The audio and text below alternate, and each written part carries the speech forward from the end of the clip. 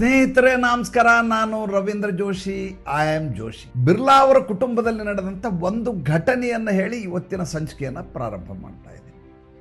ಜೀವನದಲ್ಲಿ ಉಪದೇಶವನ್ನು ಮಾಡೋದ್ರಿಂದ ಅಥವಾ ಸಲಹೆಗಳನ್ನು ಕೊಡುವುದರಿಂದ ಯಾವ ಮನುಷ್ಯನೂ ಇಲ್ಲಿವರೆಗೂ ಉದ್ಧಾರ ಆಗಿಲ್ಲ, ಅದನ್ನು ಕೇಳಿಸ್ಕೊಂಡವನು ಯಾವನು ಉದ್ಧಾರ ಆಗೋದಿಲ್ಲ. ಆದ್ದರಿಂದ ಸಲಹೆ ಮತ್ತು ಉಪದೇಶದಿಂದ ಮುಕ್ತರಾಗಿ ಬದುಕಿನ ಘಟನೆಗಳನ್ನು ಇಟ್ಕೊಂಡು ಜೀವನವನ್ನು ನೀವು ನೋಡೋಣ. ಬಿರ್ಲಾ ಅವರ ಕುಟುಂಬದಲ್ಲಿ ಅವರ ಮಗ, ಶಾಲೆಗೆ ಹೋಗುವ ಮಗ ಅಪ್ಪನ ಹತ್ರ ಬರ್ತಾನೆ. ಕುಮಾರಮಂಗಲಂ ಬಿರ್ಲಾ, ಆದಿತ್ಯ ಬಿರ್ಲಾ ಕುಟುಂಬ ಹೇಗಿದೆ ಅಂತ ನಿಮ್ಗೆ ಗೊತ್ತಿದೆ. ದುಡ್ಡಿನ ಬಗ್ಗೆ ಲೆಕ್ಕನೇ ಹಾಕಬೇಕಾಗಿಲ್ಲ. ಆ ರೀತಿಯಾದಂಥ ಕುಟುಂಬ ಸಾವಿರಾರು ಕೋಟಿ ರೂಪಾಯಿಗಳಿಗೆ ಬಾಳ್ತಾರೆ ಮತ್ತು ಭಾರತ ಸಮೃದ್ಧಗೊಳಿಸುವಲ್ಲಿ ಈ ರೀತಿಯಾದಂಥ ದೊಡ್ಡ ದೊಡ್ಡ ಉದ್ಯಮಿಗಳ ಪಾತ್ರ ಕೂಡ ಇದೆ. ಆ ಮಗು ಬಂದಂಥ ಮಗುವಿಗೆ ಎಷ್ಟು ಬೇಕು ಖರ್ಚಿಗೆ ಅಂತ ಕೇಳ್ತಾನೆ. ಆತ ಹೇಳ್ತಾನೆ, ಎಷ್ಟಾದರೂ ಕೊಡಪ್ಪ. 100 ರೂಪಾಯಿಯನ್ನು ಜೇಬಿಂದ ತೆಗೆದು ತಂದೆ ಮಗನ ಕೈಯಲ್ಲಿ ಕೊಡ್ತಾನೆ. ಶಾಲೆಗೆ ಹೋಗುವ ಮಗು 100 ರೂಪಾಯಿ ದೊಡ್ಡ ಮೊತ್ತವೇ ಹಾಗೆ ನೋಡಿದರೆ. ಹೈಸ್ಕೂಲ್ಗೆ ಹೋಗುವ ಮಗು ಕೇವಲ 100 ರೂಪಾಯಿ ಕೊಡೋದಿಲ್ಲ, ಅದರ ಜೊತೆ ಒಂದು ಸಣ್ಣದಾದಂಥ ಪುಸ್ತಕವನ್ನು ಕೊಡ್ತಾನೆ, ಒಂದು ಪೆನ್ನನ್ನು ಕೊಡ್ತಾನೆ. ಪಕ್ಕದಲ್ಲಿ ಎದುರುಗಡೆ ಸ್ನೇಹಿತರು ಕೂತಿರ್ತಾರೆ, ಬಿರ್ಲಾ ಅವ್ರ ಸ್ನೇಹಿತರು. ಏನು 100 ರೂಪಾಯಿ ಕೇಳಿದ್ರೆ ಕೈಗೆ ಒಂದು ಡೈರಿ ಕೊಡ್ಲಿಕ್ಕೆ ಇತ್ತಿರಲ್ಲ, ಏನಿದು? ಅವಾಗ ಆ ತಂದೆ ಹೇಳ್ತಾನೆ, ನನ್ನ ಮಗನಿಗೆ 100 ರೂಪಾಯಿ ಕೊಟ್ಟಿದ್ದೀನಿ, ಬಟ್ ಏನು ಮಾಡಿದ ಅನ್ನೋದನ್ನು ಆತ ಲೆಕ್ಕ ಬರೀಬೇಕಲ್ಲ. ಆ ಲೆಕ್ಕ ಬರಲಿಕ್ಕೆ ಆ ಸಣ್ಣ ಚೋಪಡ ಪುಸ್ತಕ ಕೊಡ್ತೀನಿ, ಅದ್ರ ಜೊತೆ ಪೆನ್ ಕೊಡ್ತೀನಿ. ಆತ ರೊಕ್ಕ ಖರ್ಚು ಮಾಡಲಿ, ರೊಕ್ಕ ಖರ್ಚು ಮಾಡೋದ್ರ ಬಗ್ಗೆ ನಮ್ದೇನು ಅಭ್ಯಂತರ ಇಲ್ಲ. ಏನು ಖರ್ಚು ಮಾಡಿದ್ದೀನಿ ಅಂತ ಆತ ಬರೀಬೇಕು. ಆತ ಮುಂದಿನ ಸಲ ದುಡ್ಡು ಕೇಳಲಿಕ್ಕೆ ಬಂದಾಗ ನಿಂಗೆ 100 ರೂಪಾಯಿ ಕೊಟ್ಟಿದ್ದಲ್ಲಿ ಏನು ಮಾಡಿದೆ ಅಂತ ಕೇಳಿದ್ರೆ ಆತನ ಹತ್ರ ಲೆಕ್ಕ ಇರಬೇಕು. ಇದು ನಮ್ಮಲ್ಲಿರುವಂಥ ವ್ಯವಸ್ಥೆ ಅಂತ ಬಿರ್ಲಾ ಅವರು ಹೇಳ್ತಾರೆ. ಭಾಳಷ್ಟು ಜನ ಯೋಚನೆ ಮಾಡ್ತಾರೆ, ಏನಪ್ಪ ಅಂದರೆ ಈ ಮಾರ್ವಾಡಿಗಳಿದ್ದಾರಲ್ಲ, ಇವ್ರು ಯಾಕೆ ಶ್ರೀಮಂತರು ಇರ್ತಾರೆ? ಈಗ ಮಾರ್ವಾಡ್ ಅನ್ನೋದು ಒಂದು ಪ್ರದೇಶ ರಾಜಸ್ಥಾನದಲ್ಲಿ, ಭಾಳ ಸಣ್ಣ ಪ್ರದೇಶ. ಮಜಾ ನೋಡಿ, ಈ ಬನಿಯಾಗಳು, ಮಾರ್ವಾಡಿಗಳು, ಶೆಟ್ರು, ಅಗರ್ವಾಲ್ಗಳು, ಗುಜ್ಜುಗಳು, ಇವರೆಲ್ಲ ಯಾರು ವ್ಯಾಪಾರಿ ಕಮ್ಯುನಿಟಿಯಿಂದ ಬಂದಾರಲ್ಲ, ಇವರೆಲ್ಲ ಭಾಳ ಸಂಕಷ್ಟದಿಂದ ಜೀವನದಲ್ಲಿ ಮುಂದೆ ಬಂದಂಥ ಜನ. ಇವ್ರು ಯಾರೋ ಟ್ರಿಕ್ ಮಾಡಿ ಅಥವಾ ರಿಯಲ್ ಎಸ್ಟೇಟ್ ಮಾಡಿ ಶ್ರೀಮಂತರಾದವರಲ್ಲ. ಮಾರ್ವಾಡ್ ಅನ್ನೋ ಪ್ರದೇಶವನ್ನು ನೀವೇನಾದ್ರು ನೋಡಿದರೆ ಇದಕ್ಕಿಂತ ಬಂಜರಾದಂಥ, ಇದಕ್ಕಿಂತ ಕುಗ್ರಾಮ ಇನ್ನೊಂದಿರ್ಲಿಕ್ಕೆ ಸಾಧ್ಯವಾ ಅಂತ ನೀವು ಅನ್ಕೋತೀರಿ. ಈಗ ಈ ದೇಶದಲ್ಲಿ ಈ ರೀತಿಯ ಕಮ್ಯುನಿಟಿ ಇರೋದು ಕೇವಲ ಮತ್ತು ಕೇವಲ 3% ಜನ, 3%. ಆದರೆ ದೇಶದ ಎಕಾನಮಿಯಲ್ಲಿ ಇವರ ಕೊಡುಗೆ 80%. ಒಂದಷ್ಟೇ ಹೆಸರುಗಳನ್ನು ಹೇಳ್ತೀನಿ, ಅದಾದ ಕೂಡ ನಿಮ್ಗೆ ಅದ್ರ ಬಗ್ಗೆ ನಿಮಗೆ ಗೊತ್ತಾಗತ್ತೆ. ಗೌತಮ್ ಅದಾನಿ ಹೆಸರು ಕೇಳಲಾರ್ದವರೇ ಇಲ್ಲ. Mukesh Ambani, Bansal, Mittal, Goyal, Agarwal, Birla, UltraTech, Idea, Bajaj, Zee News, Zee TV, OYO, Emami, ಯಾವ ಕಂಪ್ನಿ ಕೇಳಿದ್ರು ಈ ಮಾರ್ವಾಡಿಗಳು, ಇಲ್ಲ ಶೆಟ್ರು, ಇಲ್ಲ ಬನಿಯಾಗಳು, ಅಗರ್ವಾಲ್ಗಳು ನಡೆಸು. ಓಯೋ ಅನ್ನೋ ಕಂಪ್ನಿ ಇದೆ ಸರ್. ಓಯೋ ಅಂತ ಒಂದು ಕಂಪ್ನಿಯನ್ನು ಮಾಡಬಹುದು ಅಂತ ಯಾರಾದರೂ ಆಲೋಚನೆ ಮಾಡಿದ್ರ? ಯಾರದೋ ಬಿಲ್ಡಿಂಗು, ಯಾರದೋ ರೂಮು, ಯಾರೋ ಬಂದಲ್ಲಿ ಬಾಡಿಗೆಗೆ ಇರ್ತಾರೆ.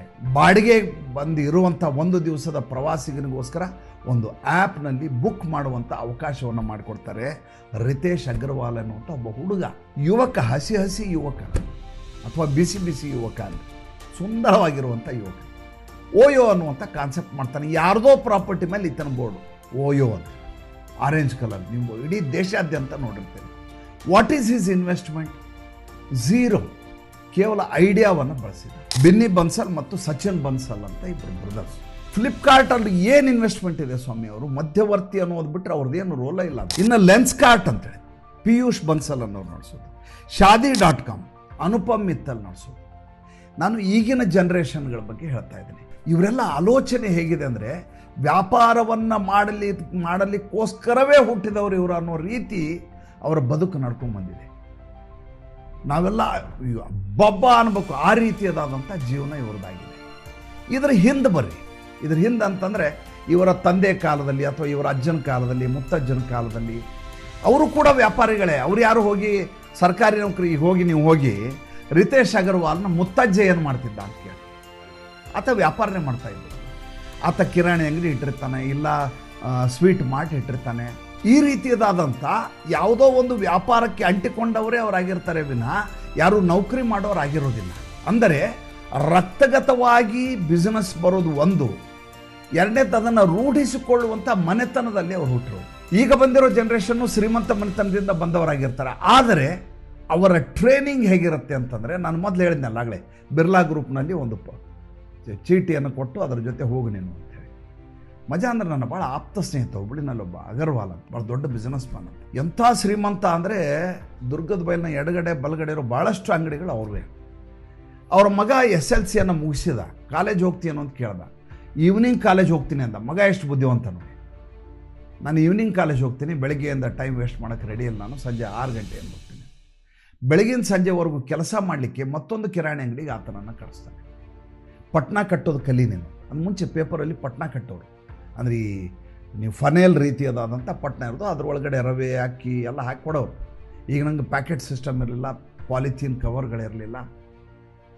ವಾರಕ್ಕೆ 100 ರೂಪಾಯಿ ಸಂಬಳಕ್ಕೆ ಆ ಹುಡುಗ ಬೇರೆ ಕೆಲಸಗಾರ ರೀತಿ ಆ ಕಿರಾಣಿ ಅಂಗಡಿಗೆ ಹೋಗ್ಬೇಕು. ಅವ್ನು ಹೋಗಿ ಬೆಳಗ್ಗಿಂದ ಸಂಜೆವರೆಗೂ ಕೆಲಸ ಮಾಡಿ ಬೈಸ್ಕೊಂಡು ಅಲ್ಲಿ ಎಲ್ಲಿಯೂ ತನ್ನ ತಂದೆ ಹೆಸರು ಹೇಳಲಾರದೆ, ಅವ್ರ ಅಪ್ಪನ ಹೆಸರು ಹೇಳಲಾರದೆ ಕೆಲಸ ಮಾಡಬೇಕು. ಉಳಿದವರೆಲ್ಲ ಹೆಂಗೆ ಕೂಲಿಯವ್ರು ಕೆಲಸ ಮಾಡ್ತಾರೆ ಹಾಗೆ ಕೆಲಸ ಮಾಡಬೇಕು. ಬೆಳಗ್ಗೆ ಹೋಗಿ ಕಸ ಹೊಡಿಬೇಕು, ಅಂಗಡಿ ಬಾಗಿಲ ತೆಗಿಬೇಕು, ಅದಾದಮೇಲೆ ಅಂಗಡಿ ನಡೆಸ್ಬೇಕು. ಬಂದ ಮೇಲೆ ಈ ಟ್ರೈನಿಂಗ್ ಆದಮೇಲೆ ಆತನ ಕೈಗೆ ಅಂಗಡಿ ಹ್ಯಾಂಡ್ ಓವರ್ ಮಾಡ್ತಾರೆ. ಯಾಕಂದರೆ ಅಷ್ಟೊತ್ತಿಗೆ 100 ರೂಪಾಯಿ ಬೆಲೆ ಗೊತ್ತಾಗಿದೆ. ನಮಗೂ ಅವ್ರಿಗೂ ಇರುವ ವ್ಯತ್ಯಾಸ ಏನಂದರೆ, ಅವರು ಮಕ್ಕಳಿಗೆ ಸಲಹೆಗಳನ್ನು ಕೊಡೋದಿಲ್ಲ, ಹೀಗೆ ಇರಬೇಕು ಅಂತ ಪುಕ್ಷಟೆ ಮಾರ್ಗದರ್ಶನವನ್ನು ಮಾಡೋದಿಲ್ಲ. ಬದುಕಿನ ರೀತಿಯನ್ನು ತಮ್ಮ ಜೀವನದ ಮೂಲಕ ತೋರಿಸ್ಕೊಡ್ತಾರೆ. ಜೊತೆಗೆ ಅದನ್ನು ಅನುಕರಿಸುವಂಥ ವಾತಾವರಣವನ್ನು ಸೃಷ್ಟಿ ಮಾಡಿಕೊಡ್ತಾರೆ. ಇಲ್ಲದೆ ಹೋಗಿದ್ರೆ ಇಷ್ಟು ದೊಡ್ಡ ಮಟ್ಟದಲ್ಲಿ ಇಂಡಸ್ಟ್ರಿಗಳಾಗಲಿಕ್ಕೆ ಸಾಧ್ಯವೇ ಇರಲಿಲ್ಲ. ಮಜಾ ನೋಡಿ, ಅಂಬಾನಿಯವ್ರ ಬಗ್ಗೆ ಮಾತಾಡ್ತೇವೆ ನಾವು. ಈ ದೇಶದಲ್ಲಿ ವಿಮಲ್ ಬಿಟ್ಟರೆ ಬೇರೆ ಬಟ್ಟೆ ಇಲ್ಲ ಅಂತ ಆಗಿರೋದು. ಅದಕ್ಕಿಂತ ಮುಂಚೆ ಕಾಟನ್ ಬಟ್ಟೆ ಅಂತ ಬರೋದು, ಬಾಂಬೆ ಮಿಲ್ ಬಟ್ಟೆ ಅಂತ ಬರೋದು, ಬಿನ್ನಿ ಮಿಲ್ ಅಂತ ಇತ್ತು. ಈ ದೇಶದಲ್ಲಿ 30-35 ರೂಪಾಯಿಗಿಂತ ಕಡಿಮೆ ರೇಟಿನ ಬಟ್ಟೆನಿರಲ್ಲ. ಟೆರಿಕಾಟ್ ಬಟ್ಟೆ ನೋಡಿ. ಆ 35 ರೂಪಾಯಿ ಬಟ್ಟೆದಲ್ಲಿ 15 ರೂಪಾಯಿ ಲಾಭ, 10 ರೂಪಾಯಿ 5 ರೂಪಾಯಿ ಲಾಭ ಇಟ್ಕೊಂಡು 25 ರೂಪಾಯಿನ 30 ರೂಪಾಯಿ ತೊಗೊಂಬಂದು ಮಾರ್ತಾಯಿದ್ರು ಅಂಗಡಿಗಳು. ಮೊಟ್ಟ ಮೊದಲೇ ಬಾರಿಗೆ ಈ ಧೀರುಭಾಯ್ ಅಂಬಾನಿಯವರು ಬಂದು ಕಡಿಮೆ ದುಡ್ಡಿನಲ್ಲಿ ಬಟ್ಟೆಗಳು ಸಿಗುವ ರೀತಿಯಾದಂಥ ವ್ಯವಸ್ಥೆಯನ್ನು ಈ ದೇಶದಲ್ಲಿ ಮಾಡಿದ್ರು. ಯಾವಾಗ ರಿಲಯನ್ಸ್ ಬಂದ ತಕ್ಷಣ ಇಡೀ ದೇಶದ ಟೆಕ್ಸ್ಟೈಲ್ ಇಂಡಸ್ಟ್ರಿಯ ಕಾನ್ಸೆಪ್ಟೇ ಬದಲಾಗಿ ಹೋಗಿ. ಅವಾಗ ಏನಾಯಿತು ಅಂದ್ರೆ, ಅದ್ರ ಪಾಲಿಸಿ ಏನಪ್ಪ ಅಂದರೆ, ಸಸ್ತಾ ಬೇಚೋ ಜಾದಾ ಕಮಾವು. ಅವ್ರು ಏನು ಮಾಡಿದರು, 30 ರೂಪಾಯಿ 35 ರೂಪಾಯಿ ಮೀಟ್ರ್ ಮಾರ್ತಾ ಇದ್ದಂಥ ಸಂದರ್ಭದಲ್ಲಿ 20 ರೂಪಾಯಿ ಮೀಟ್ರ್ ಬಟ್ಟೆನ ಟೆರಿಕಾಟ್ ಬಟ್ಟೆ ಅಂತ ಬಿಟ್ಟು, ಟೆರಿಕಾಟ್ ಕೊಡ್ತೇನೆ ರೀ ಟೆರಿಕಾಟ್ ಭಾಳ ಸ್ಮೂತಾಗಿರೋದು. ನಾವು ಸಣ್ಣವ್ರದಾಗ ಅದನ್ನೇ ಹಾಕ್ಕೊತಾ ಇದ್ವಿ. ಬಿನ್ನಿ ಮೇಲೆ ಬಟ್ಟೆ ಹಾಕ್ಕೊಂಡವ್ರಿಗೆ ಇದಕ್ಕಿದ್ದಾಗ ಟೆರಿಕಾಟ್ ಬಂದರೆ ಸ್ವಲ್ಪ ಹೀಟ್ ಆಗೋದು ಅದು, ಬಟ್ ನಮಗೇನು ಅನಿಸ್ತಿರ್ಲಿಲ್ಲ. ತೆಳ್ಳಗಿರೋದು, ಉಳ್ಳಿ ಪರಿ ಇದ್ದಂಗೆ ಇರೋದು. 20 ರೂಪಾಯಿ ಮೀಟ್ರು. ಯಾವ 35 ರೂಪಾಯಲ್ಲಿ 20 ರೂಪಾಯಲ್ಲಿ, ಆ 20 ರೂಪಾಯಿನಲ್ಲಿ 10 ರೂಪಾಯಿ ಅಂಗಡಿಯವ್ರಿಗೆ ಲಾಭ ಇರೋದು. ಅಂದರೆ ಇಡೀ ಮಾರುಕಟ್ಟೆಯ ಇದು ಕಾನ್ಸೆಪ್ಟನ್ನೇ ಬದಲಿ ಮಾಡಿದ್ದವರು ಆ ಕಾಲಘಟ್ಟದಲ್ಲಿ. ಯಶಸ್ಸಾಗದೇ ಇರಲಿಕ್ಕೆ ಸಾಧ್ಯವಾ? ಯಶಸ್ಸಾಗೇ ಆಗತ್ತೆ. ಆದರೆ ಆ ರೀತಿ ಹೊಸ ಆಲೋಚನೆ ಮಾಡುವಂಥ ಮನಸ್ಥಿತಿಯನ್ನು ಬೆಳೆಸ್ಕೋಬೇಕು ಅಂತ ನಾ ಹೇಳೋದು. ಮಜಾ ನೋಡಿ, ಹೀಗೆ ಮಾಡಿದಂಥ ಅಂಬಾನಿ ಮುಂದೆ ಅವ್ರ ಮಗ ಇಂಡಸ್ಟ್ರಿ ಬಂದರು, ಯಾರು ಅನಿಲ್ ಅಂಬಾನಿ ಬಂದರು. ಈಗ ಅನಿಲ್ ಅಂಬಾನಿ ಸ್ಥಿತಿ ಹೀಗಿದೆ. ಅವಾಗ DAKC ಮಾಡಿದಾಗ ಹೀಗಿರಲಿಲ್ಲ. ಅವರು ಅವಾಗ ಉಚಿತವಾಗಿ ಟೆಲಿಫೋನ್ ಲೈನ್ ಅಂತ ಕೊಟ್ಟರು. 500 ರೂಪಾಯಿ ನಿಮ್ಮ ಫೋನ್ನಲ್ಲಿ ಉಚಿತ ಕರೆ. ಯಾರು ಬಿಡ್ತಾರ್ರಿ? ಇಡೀ ದೇಶದ ತರಕಾರಿ ಅಂಗಡಿಯಿಂದ ಹಿಡಿದು, ಕಿರಾಣಿ ಅಂಗಡಿಯಿಂದ ಹಿಡಿದು, ರಸ್ತೆಯಲ್ಲಿ ಗಾಡಿ ತಳ್ಳೋನಿಂದ ಹಿಡಿದು ಎಲ್ಲರ ಕೈಗೆ ಮೊಬೈಲ್ ಬಂದದ್ದು ಭಾರತ ಸರ್ಕಾರದಿಂದ ಅಲ್ಲ. ಸ್ಕೀಮ್ ಭಾರತ ಸರ್ಕಾರ ಕೊಟ್ಟಿರ್ಬೋದು, ಅಂದರೆ ಈ ಟೆಲಿಕಾಮ್ ವ್ಯವಸ್ಥೆಯನ್ನು ಭಾರತದಲ್ಲಿ ಸರ್ಕಾರ ಮಾಡಿರ್ಬೋದು. ಆದರೆ ಅದನ್ನು ಜನರಿಗೆ ತಲುಪಿಸಿದ್ದು ಅವತ್ತಿನ ಕಾಲಕ್ಕೆ ರಿಲಯನ್ಸ್ ಕಮ್ಯುನಿಕೇಷನ್ಸ್ ಅನ್ನುವಂಥ ಕಂಪನಿ. ಈಗ ಆತ ದಿವಾಳಿ ಆಗಿದ್ದಾರೆ, ಅದಕ್ಕೆ ಬೇರೆ ಬೇರೆ ಕಾರಣಗಳಿದ್ದಾವೆ, ಅದನ್ನು ಬಿಡಿ, ನಾವು ಅದ್ರ ಬಗ್ಗೆ ಮಾತಾಡೋದು ಬೇಡ. ಅಂದರೆ ಸಸ್ತಾ ಬೇಚೋ ಜಾದಾ ಕಮೋ, ಹೆಚ್ಚು ಜನರಿಗೆ ತಲುಪು. ರಿಲಯನ್ಸ್ ಹೆಚ್ಚು ಜನರಿಗೆ ಹೆಂಗೆ ತಲುಪ್ತು? ಆ ದೃಷ್ಟಿಯಿಂದನೇ ತಲುಪು. ಅದಾದಮೇಲೆ ರಿಲಯನ್ಸ್ ಕಂಪ್ನಿ ಮುಚ್ಚೋಯ್ತು. ಅದಾದ ಕೂಡಲೇ ಅವರ ಕಾಂಟ್ರಾಕ್ಟು ಬ್ರೇಕ್ ಆಗಿರೋದ್ರಿಂದ ಮುಖೇಶ್ ಅಂಬಾನಿ ಮಾರ್ಕೆಟಿಗೆ ಬಂದರು. ಅವರು ಜಿಯೋ ಅಂತ ಶುರು ಮಾಡಿದರು. ಜಿಯೋನು ಹಾಗೆ ಉಚಿತವಾಗಿ ಶುರು ಮಾಡಿದ್ರು. ಉಳಿದ ಕಂಪನಿಯವರೆಲ್ಲ ಮುಳುಗಿಟ್ಕೊಂಡು ಬಾಗಿಲು ಹಾಕ್ಕೊಂಡು ಹೋಗ್ಬಿಡ್ಬೇಕು, ಆ ರೀತಿಗೆ ಮಾಡಿಬಿಟ್ರು. ಯಾವಾಗ ಎಲ್ಲರೂ ಬಾಗಿಲು ಹಾಕ್ಕೊಂಡು ಹೋದ್ರು, ಆವಾಗ ಇವರು ತಮ್ಮ ರೇಟನ್ನು ಡಿಕ್ಟೇಟ್ ಮಾಡಲಿಕ್ಕೆ ಶುರು ಮಾಡಿದರು.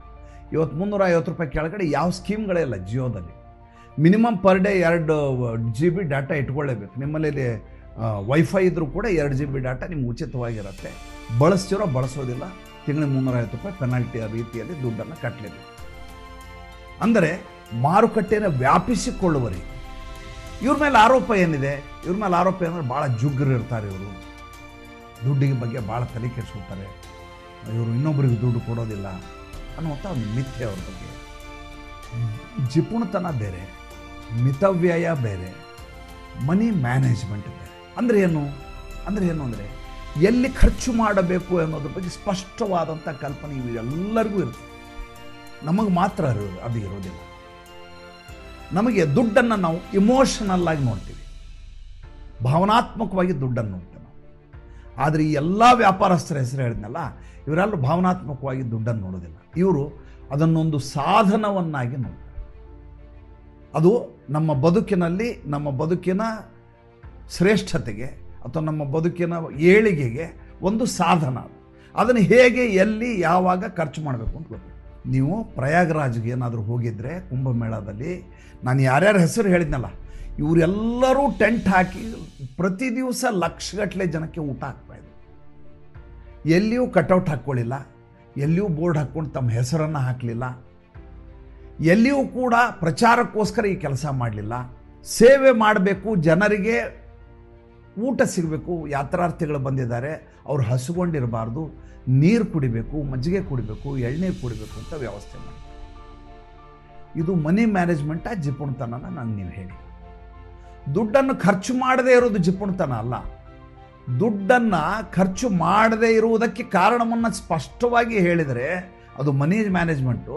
ಅದರ ಬಗ್ಗೆ ಅನಗತ್ಯವಾಗಿ ಕಿರುಕುಳವನ್ನುಂಟು ಮಾಡಿಕೊಂಡು ಅದನ್ನು ಹಿಂಸೆ ಮಾಡಿ ಉಳಿಸ್ಕೊಳ್ಳೋದಿದೆ, ಅದು ಜಿಪುಣತನ. ಮುಖೇಶ್ ಅಂಬಾನಿ ಜೇಬ್ನಿಂದ ಒಂದು ನೋಟಿನ ಬಂಡ್ಲು ಬೀಳ್ತದೆ ಅಂತ ಇಟ್ಕೊಳ್ಳಿ. ಆತ ಮುಂದೆ ಹೋಗ್ಬಿಟ್ಟಿದ್ದಾರೆ. ಬಿದ್ದು ಹೋಗಿರೋ ಬಂಡ್ಲ ಬಗ್ಗೆ ಇಡೀ ದಿವಸ ಪಶ್ಚಾತ್ತಾಪ ಪಡಂಗಿಲ್ಲ ಅವರು, ಮುಖೇಶ್ ಅಂಬಾನಿ ಅವರು. ಅವ್ರು ಏನು ಮಾಡ್ತಾರೆ ಅಂತಂದರೆ, ಒಂದು ಬಂಡ್ಲು ಬಿದ್ದಿದೆ, ಅದರಲ್ಲಿ 1 ಲಕ್ಷ ರೂಪಾಯಿ ದುಡ್ಡಿತ್ತು, 1 ಲಕ್ಷ ರೂಪಾಯಿ ನಾನು ಕಳೆದಿದ್ದೀನಿ, 1 ಲಕ್ಷ ರೂಪಾಯಿ ಈಗ ಸಂಪಾದನೆ ಮಾಡೋದು ಹೇಗೆ ಅಂತ ಆಲೋಚನೆ. ನನ್ನ 1 ಲಕ್ಷ ರೂಪಾಯಿ ಕಳೆದ್ರೆ 15 ದಿವಸ ನಾವು ಊಟ ಮಾಡೋದಿಲ್ಲ. ನನ್ನ ಬೇಜವಾಬ್ದಾರಿತನದಿಂದ ಬಿದ್ದು ಹೋಯಿತು, ನಾನು ಸ್ವಲ್ಪ ಅದ್ರ ಬಗ್ಗೆ ಯೋಚನೆ ಮಾಡಿದರೆ ದುಡ್ಡು ಬಿದ್ದು ಹೋಗ್ತಿರ್ಲಿಲ್ಲ, ನಾನು ಹೇಗಾದರೂ ಮಾಡಿ ಒಂದು ಸ್ವಲ್ಪ ಜಾಗರೂಕತೆಯಿಂದ ಇರಬೇಕಾಗಿತ್ತು. 1 ಲಕ್ಷ ರೂಪಾಯಿ ಕಳೆದ್ಬಿಟ್ಟು ನೀವು 1 ಲಕ್ಷ ರೂಪಾಯಿ ಗಳಿಸ್ಲಿಕ್ಕೆ ನನ್ನ ಜೀವನದಲ್ಲಿ ಸಾಧ್ಯ ಇದೆಯಾ ಅಂತ ನನ್ನ ಸಾಮರ್ಥ್ಯದ ಬಗ್ಗೆಯೇ ನನಗೆ ಬೇಸರ, ನನ್ನ ಸಾಮರ್ಥ್ಯದ ಬಗ್ಗೆಯೇ ನನಗೆ ಅನುಮಾನ, ನನ್ನನ್ನೇ ನಾನು ನಂಬಲಾರದ ಸ್ಥಿತಿ. ಇದೆಲ್ಲ ಮಾಡಿ ಮುಂದೆ ಮಾಡಬಹುದಾದಂಥ ಲಾಭ, ಮುಂದೆ ಬರಬಹುದಾದಂಥ ಅಮೂಲ್ಯ ಸಮಯ, ಇದೆರಡವನ್ನು ನಾನು ಕಳ್ಕೊಂಡು. ಇದು ನಮಗೂ ಅವ್ರಿಗೂ ಇರುವಂಥ ವ್ಯತ್ಯಾಸ. ಈ ರೀತಿಯಾದಂಥ 10 ಪಾಠಗಳನ್ನು ನಾನು ಹೇಳ್ಬೇಕಂತ ಮಾಡಿದ್ದೀನಿ. ಅದರಲ್ಲಿ ಇದು ಮೊದಲೇ ಪಾಠ. ಈ ಸಂಚಿಕೆ ತಮ್ಗೆ ಹೇಗೆ ಅನ್ನಿಸ್ತು ದಯವಿಟ್ಟು ತಿಳಿಸಿ. ತಮ್ಮ ಪ್ರತಿಕ್ರಿಯೆಯನ್ನು ನೋಡಿ ನಾನು ಮುಂದಿನ ಸಂಚಿಕೆಯನ್ನು ಮಾಡ್ತೇನೆ. ಏಕೆಂದರೆ ಪ್ರತಿಯೊಬ್ಬರೂ ಸಮೃದ್ಧವಾಗಿರಬೇಕು ಅನ್ನೋದು ನನ್ನ ಏಕಮೇವ ಸಂಕಲ್ಪ. ನಮಸ್ಕಾರ.